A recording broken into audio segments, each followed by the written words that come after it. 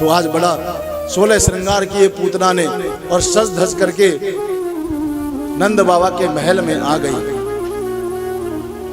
और जोर से आवाज लगाई यशोदा मैया को, मैया सुनती हो, मैंने सुना है आपके यहाँ नन्हे से लाला ने जन्म लिया है।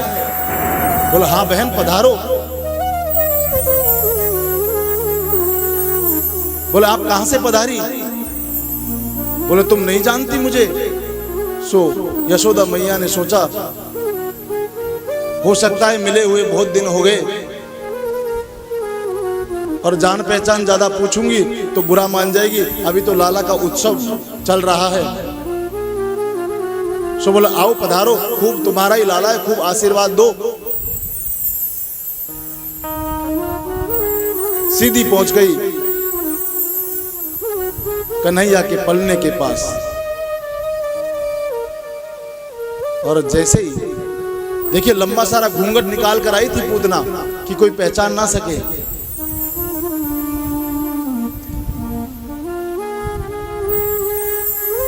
और घूंघट में बड़े बड़े काम हो जाते हैं साहब। पूतना अपना घूंघट जैसे ही हटाया मेरे गोविंद को देखने के लिए, तो मेरे गोविंद ने अपनी दोनों आंखें बंद कर ली।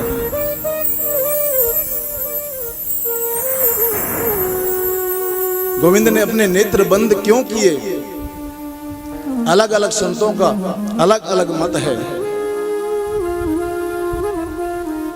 कोई कहता है गोविंद ने आंखें इसलिए बंद की कि मेरे दो ही तो सर्वश्रेष्ठ अवतार हुए, एक राम अवतार और एक दूसरा कृष्ण अवतार, और दोनों में ही मुझे सबसे पहले राक्षसों को मारना पड़ा। तो राक्षसों का वध करने के लिए मंगलाचरण कर रहे हैं आंख बंद करके। एक संत कहते हैं नहीं नहीं, गोविंद ने आंखें बंद इसलिए की कि में सूर्य और एक में चंद्रमा का निवास है, और गोविंद आंख बंद करके ये सोच रहे हैं कि आई तो ये दूध पिलाने के बहाने, और ये काम तो एक माँ का होता है। तो आंख बंद करके देख रहे हैं कि इस माता को मैं कौन सा लोक प्रदान करूं। तो सूर्य और चंद्रमा ने अपने गेट बंद कर लिए, दरवाजा बंद कर लिया कि ऐसी राक्षसी को हमारे यहाँ स्थान नहीं मिल सकता।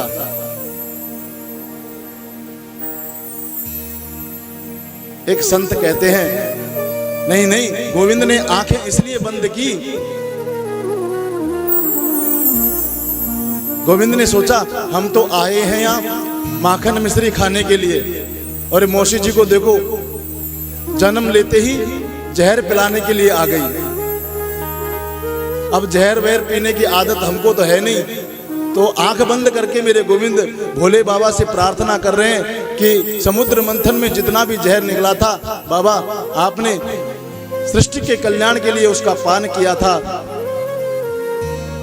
क्यों ना आप मेरे हृदय में आकर बैठ जाएं, तो दूध तो मैं पी लूंगा, और जहर पीने का आपको बहुत अच्छा अभ्यास है, सो जहर को आप पी लेना।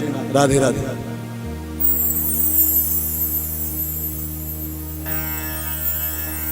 सभी का अपना अलग अलग मन, अलग अलग मत है, अलग अलग संतों का। पूतना ने देखा और देखते ही कन्हैया को अपनी गोद में उठा लिया और उठा करके स्तनपान कराने लगी।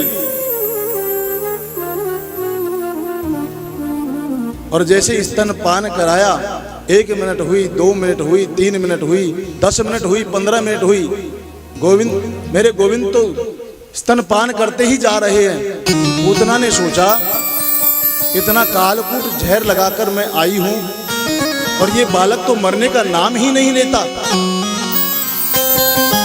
मेरे गोविंद ने पहले तो दूध का पान किया और धीरे धीरे पूतना के प्राणों को आकर्षित करके खींचना प्रारंभ किया। तो पूतना ने कहा शामुंच मुंचालमिति प्रभाषिणी निष्पीड्यमानाखिल जीव मर्मणि विव्रत्य नेत्रे चरणों भुजो मुहु तस्मिन् गात्राच पतिरुरोदः। अरे कन्हैया छोड़ो छोड़ो, मुझे बहुत पीड़ा होती है। सो पता है 7 दिन के कन्हैया बोल पड़े, बोले मौसी जी ये काम ही तो हमें नहीं आता, या तो हम किसी को पकड़ते नहीं हैं, जल्दी से किसी को पकड़ने की आदत नहीं है हमारी, और जब पकड़ लेते हैं ना तो ठिकाने लगाकर ही छोड़ते हैं। राधे राधे।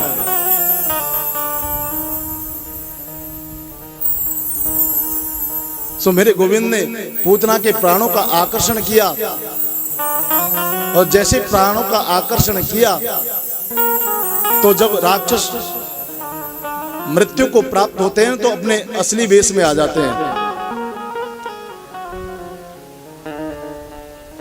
तो बड़ा चौड़ा शरीर हो गया पूतना का, और भागने लगी गोविंद को गोद में लेकर के।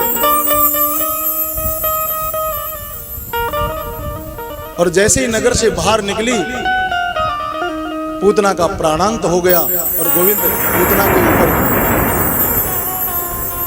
खेल रहे हैं। और जैसे जोर की आवाज हुई, सब ब्रजवासियों ने सुना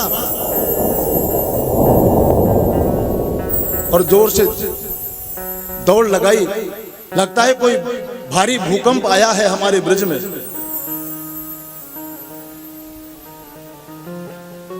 पूतना का शरीर 18 किलोमीटर लंबा चौड़ा हो गया। जितने भी वृक्ष थे छोटे मोटे सब उसके नीचे दबकर टूट गए। ब्रजवासियों ने देखा, राम राम इतनी बड़ी राक्षसी। इधर उधर देखा, गोविंद हमारा कन्हैया किधर है? तो पूतना के शरीर के ऊपर कन्हैया बैठे हैं। सभी गोपियां दौड़ी दौड़ी आई।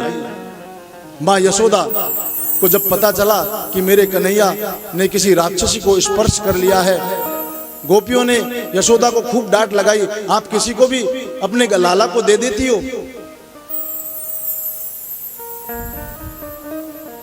माता यशोदा से बोली कि जरा भी ध्यान नहीं रखती हो। बोले मुझे क्या मालूम, कन्हैया का जन्मोत्सव चल रहा था, मुझे पता थोड़ा ही था ये राक्षसी है। तो कन्हैया को उठाकर गोद में लेकर मां यशोदा अपने महल में आई, और गोपियां कहने लगी इसने राक्षसी का स्पर्श किया है। तो कन्हैया के शरीर को शुद्ध करना चाहिए। सो सबसे पहले गौशाला में ले गई मां यशोदा, और गौमूत्र से नहलाया, गोबर से नहलाया मेरे कन्हैया को, और गाय की पूंछ से झाड़ा दे रही है। इंद्रियाणि हृषिकेश प्राणान्नारायणो वतु श्वेत द्वीप पतिश्चित्तौ मनो योगेश्वरो वतु। देखिए कितनी विचित्र बात है। मां यशोदा कह रही है मेरे कन्हैया की इंद्रियों की रक्षा भगवान ऋषिकेश करे, और प्राणों की रक्षा नारायण करे।